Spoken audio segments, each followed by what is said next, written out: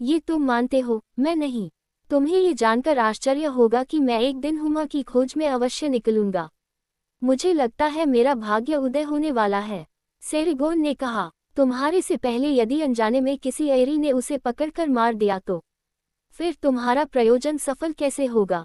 Venga ने पूछा। उसे पकड़ना और मारना तो बिल्कुल ही संभव नहीं है, और यदि ऐसा संभव हुआ तो उसे मारने वाला व्यक्ति 40 दिन के भीतर स्वयं मर जाएगा, सेरेगोन ने स्पष्ट किया। पोटामिया के मुहाने पर सुमरियन से लेकर बीच के भाग बेबीलोन तक बेसिलिस्क का प्रभाव था, खासकर बेबीलोन के खंडहरों में। दजला फरात के इसी क्षेत्र में हुमा भी पाया जाता था। सुमरियन लोग राजा बनने अथवा अपने महान भाग्य की कामना को लेकर हुमा की खोज में रहते थे, इस उम्मीद के साथ कि एक बार उसकी छाया उन पर पड़ जाए, लेकिन उन्हें बेसिलिस्क का खौफ भी था। बावजूद इसके वेंगा उसकी खोज में जाना चाहता था। क्वार्क की धूप कड़कड़ा रही थी। वेंगा गोमला आज घर पर पहली बार टेपेस्ट्री खरीद कर लाया था, जिसे उसने अपने घर में डाइनिंग टेबल के ठीक सामने वाली खिड़की, जहां पहले चिलमन का पर्दा लगा हुआ था, वहां पर टांग दिया। टेपेस्ट्री पर उसने पहली बार एक विचित्र पक्षी का चित्र देखा जिसके सिर्फ एक पैर और एक पंख था। उसने पहले भी कई आयोजनों में पेंटिंग्स और मूर्तियां देखी, लेकिन इस तरह का आकर्षक और रहस्यमय चित्र उसने पहले कभी नहीं देखा था। उस रात वेंगा की आंखों में वही चित्र घूम रहा था। रात का दूसरा पहर चल रहा था। वेंगा की आंखों में स्वप्न तैरने लगा। स्वप्न देखिए, वसंत का पहला दिन है। वह ईरान के वार्षिक पर्व नौरोज में शामिल हुआ है, जहां उसकी मुलाकात एक इराकी नागरिक सेरेगोन से होती है, जो एक नामचीन पुराविद था।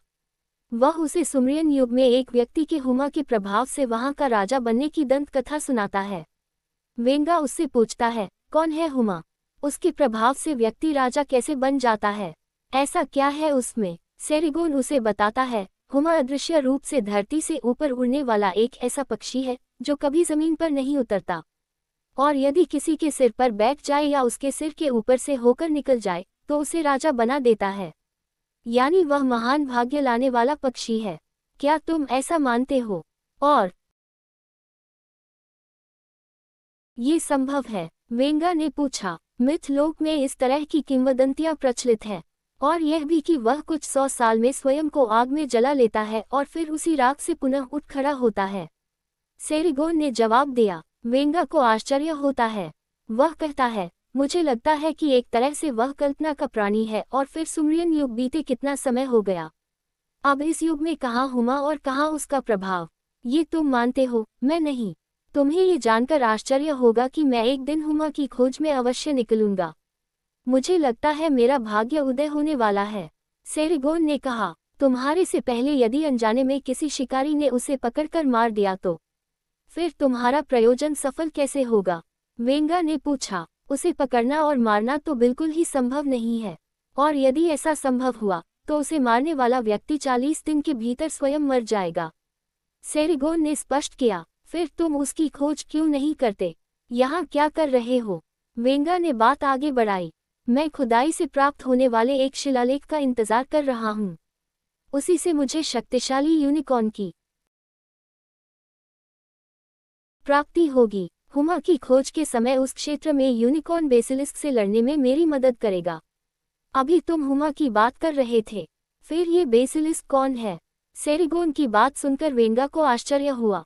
बेबीलोन के खंडहरों में शैतान का प्रतिनिधित्व करता है बेसिलिस्क। वह किसी भी प्रलोभन के रूप में लोगों को अपनी ओर खींचकर मार सकता है। अपनी आंखों में देखने वालों के लिए वह मृत्यु का कारण बनता है, इसीलिए वहां के लोग उसे बेबीलोन का शैतान कहते हैं। इतना रहस्य जानकर हल्की सिहरन के साथ अब वेंगा के भीतर से अंतर्द्वंद्व की परतें खुलने लगी थी। उसने पूछा, क्या तुम बता सकते हो हुमा किस तरह दिखता है? वेंगा के प्रश्न पर सेरेगोन ने अपनी डायरी के पन्नों के बीच फंसाकर रखे हुए हुमा के चित्र को निकालकर उसे दिखाया। चित्र देखकर वेंगा अवाक रह गया। अरे, ये तो वही पक्षी है जो मेरी टेपेस्ट्री पर बना हुआ है। वह मन ही मन बुदबुदाया। चित्र देखकर वेंगा का स्वप्न भंग हो गया। उसने उठकर देखा, दीवार पर टंगी टेपेस्ट्री से हुमा का चित्र गायब था। वह खाली जगह दूसरे चित्र और रंगों से भर गई थी। ये देखकर वेंगा के चेहरे पर पसीने की बूंदें तैर आईं। इधर कल्पना एवं यथार्थ के बीच की दुनिया का रहस्य वेंगा को बेचैन कर रहा था। वह विचार मग्न हतप्रभ खड़ा रहा। वसंत का उत्सव, नौरोज, सेरेगोन, यूनिकॉर्न, शैतान, हुमा, स्वप्न के सारे दृश्य उसके सामने दौड़ रहे थे। रात अब भी मौजूद थी, लेकिन अब उसकी आंखों में नींद कहाँ। पहली बार उसे कोई स्वप्न यथार्थ में बदलता नजर आ रहा था। उसने खिड़की से टेपेस्ट्री को हटाया और समेटकर एक ओर रख दिया। खिड़की पर वापस चिलमन का पर्दा टांग दिया, जिसमें से फट्टियां निकल रही थीं। वह जर्जर अवस्था में पहुंच चुका था। वेंगा घर में चहलकदमी करने लगा।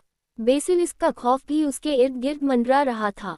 वह सोचने लगा, टेपेस्ट्री के साथ हुमा का घर आना और स्वप्न का आना, सब एक साथ, क्या ये संयोग मात्र है या कहीं मेरे बेबीलोन की तरफ जाने और भाग्य बदलने का संकेत तो नहीं है। लेकिन हुमा तो यही था मेरे पास, वह मेरा भाग्य बदल सकता था। उसने ऐसा क्यों नहीं किया? फिर क्या मुझे वसंत के उत्सव में जाना ही होगा? बिना यूनिकॉर्न के शैतान के क्षेत्र में जाना मौत को निमंत्रण देना है। काश सेरेगोन को शिलालेख